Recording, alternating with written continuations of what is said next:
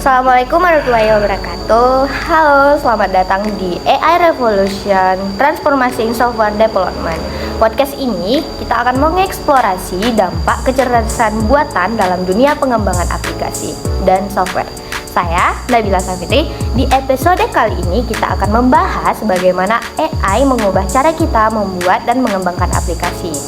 AI bukan lagi sekedar teknologi masa depan.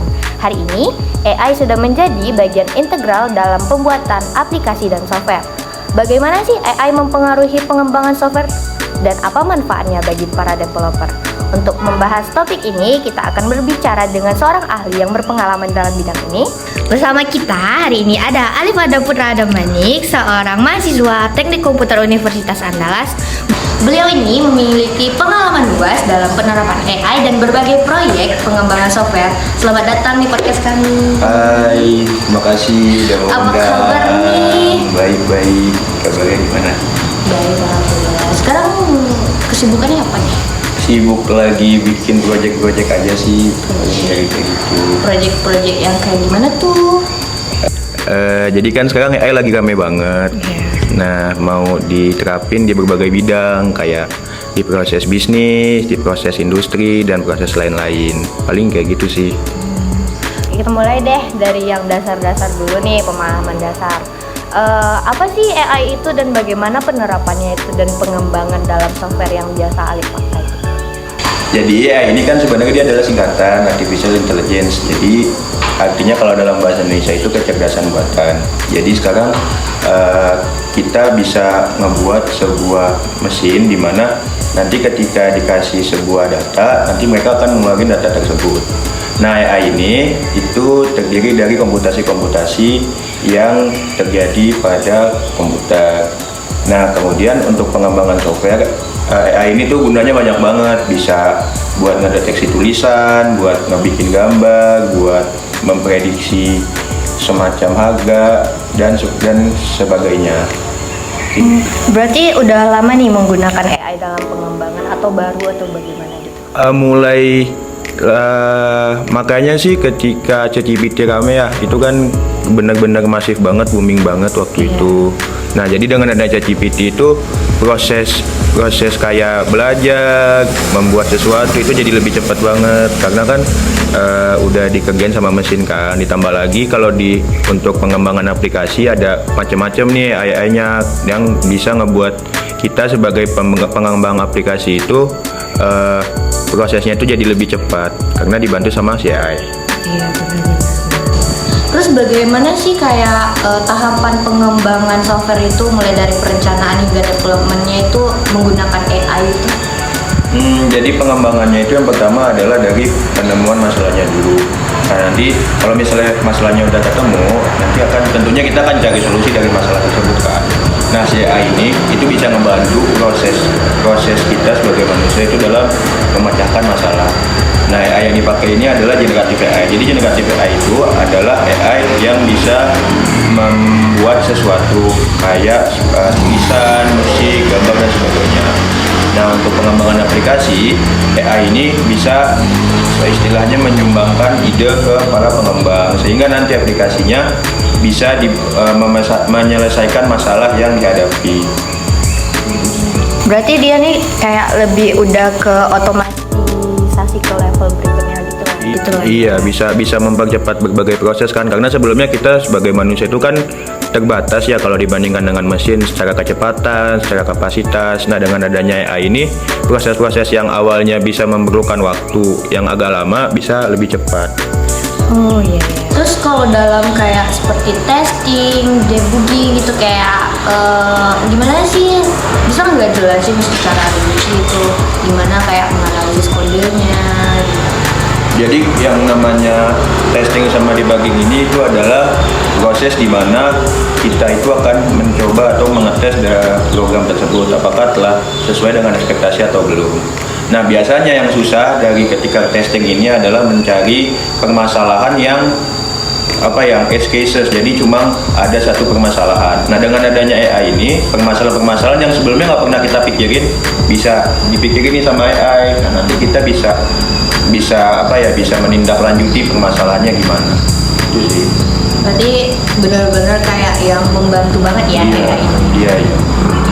Dalam kayak penggunaan AI itu sebelum menggunakan itu biasanya kayak ada yang perlu disiapin gitu nggak, kayak ini nih nanti di AI ini ada yang error gitu gimana gitu. Oh, kalau AI sendiri itu sebenarnya kan dia semacam algoritma ya. Jadi yang diperlukan adalah datanya. Jadi prosesnya itu ada yang namanya training. Jadi training itu kita memberikan data kepada AI untuk nanti sama si AI-nya itu dicari polanya kayak gimana nih. Nanti kalau ketika proses trainingnya udah selesai, nanti kan akan sama AI-nya akan kebaca sama polanya akan kebaca sama AI-nya kan. Jadi nanti ketika kita memberikan data yang baru yang belum ada di testing, kita nanti si AI-nya bisa ngebaca dari hasil pola yang udah dibacanya. Itu sih. Dengan itu berarti sangat mempermudah lah ya. Sangat mempermudah karena mempercepat proses lah.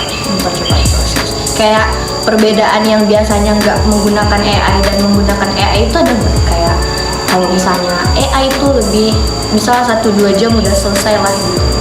Ada sih, aku sering nemuin banget karena kan aku dalam pengembangan aplikasi sering memakai AI ya. Yang aku pakai tuh biasanya AI itu ngebantu pengembang dalam membuat sebuah program.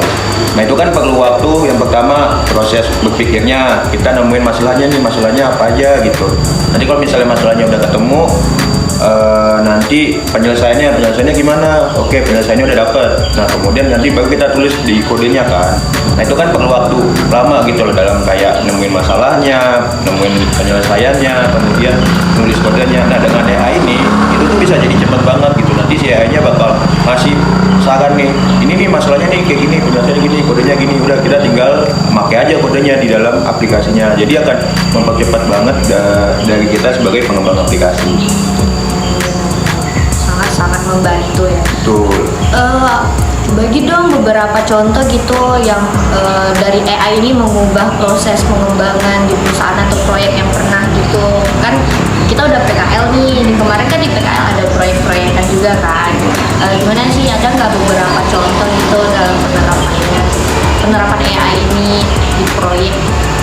Oke, jadi kalau pengembangan itu kan gini, kalau aplikasi itu kan dia awalnya dari menggunakan data yang statis jadi dinamis kan. Kalau statis itu kan datanya udah pasti nih, udah kelihatan. Kalau kita bikin interaksinya juga nggak bakal kelihatan kan. Nah dinamis ini tujuannya kita menggunakan data yang dinamis ini agar nanti hasilnya itu kelihatan. Data yang udah kita ubah, yang udah kita modifikasi nanti kelihatan di tampilannya. Nah si AI ini itu ngebantu kita dalam mengidentifikasi data dinamis ini perilakunya kayak gimana, itunya gimana, cara nampilinnya gimana. Nanti sama si AI-nya akan ngebantu banget kita nih sebagai pengembang dalam menghadapi kayak gitu sih. Proyek yang pernah dibuat apa aja? Kayak misal buat aplikasi apa aja dengan menggunakan penerapan AI? Apa ya? Kebanyakan sih website ya. Website itu kan kayak ngebikin dari halamannya, ngebikin connect ke database-nya, ngebikin ketampilannya. Bahkan kemarin tuh pernah juga nyoba kayak semacam project management itu pakai AI. Jadi nanti kita cuma ngasih judulnya aja ke AI-nya, ini kita bikin aplikasi apa misalnya buat mesen makanan gitu. Nanti sama AI-nya bakal dijelasin fiturnya yang perlu apa, kemudian nanti teknologinya dipakai kayak gimana, terus alur aplikasinya kayak gimana. Jadi nggak cuma ngebantu dalam pengembangan secara ngebuat kode aja, tapi dari ngebuat ngebuat projectnya semuanya juga nanti akan dibantu sama AI-nya. Wah, berarti benar-benar yang kayak apa aja bisa dilakuin lah ya dari AI. Ngebantu banget gitu. Dan tentu aja dari itu pasti ada tantangannya dong dalam penerapan AI kan. Apa aja tuh biasanya tantangan dan bagaimana Alif bisa mengatasi hal itu? Buat tantangan ya, jadi kan gini, AI itu kan sebenarnya mau gimana pun adalah buatan manusia kan. Jadi tentu akan ada kesalahannya, akan ada kurangnya gitu loh. Nanti akan ada bisa banyak lah ya gitu. Nah, tantangannya paling adalah kita tuh nggak bisa ngandelin banget AI ini tuh kayak gimana. Nah, belakangan kan karena banyak AI, produk AI yang keluar, orang tuh pada takut kan, kayak nanti bagiannya akan digantikan, nanti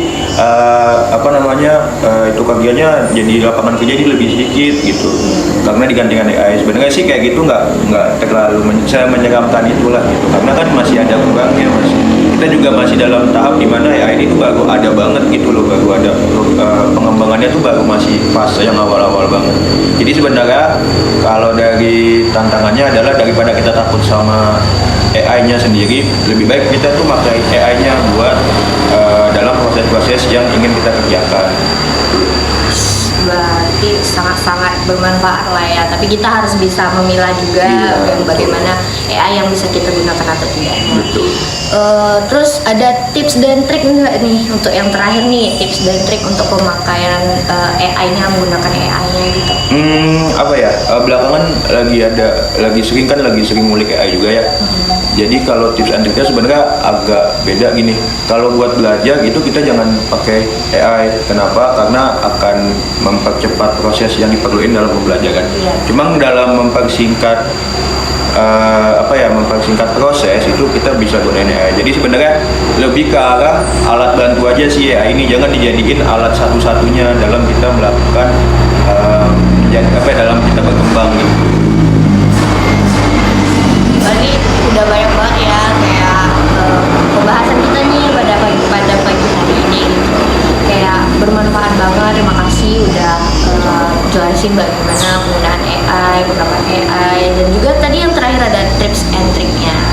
Jadi terima kasih kepada Ali yang sudah memberikan wawasannya ke kami. Hari ini kita itu telah membahas bagaimana AI kan, AI itu membuka peluang dan meningkatkan efisiensi pengembangan software.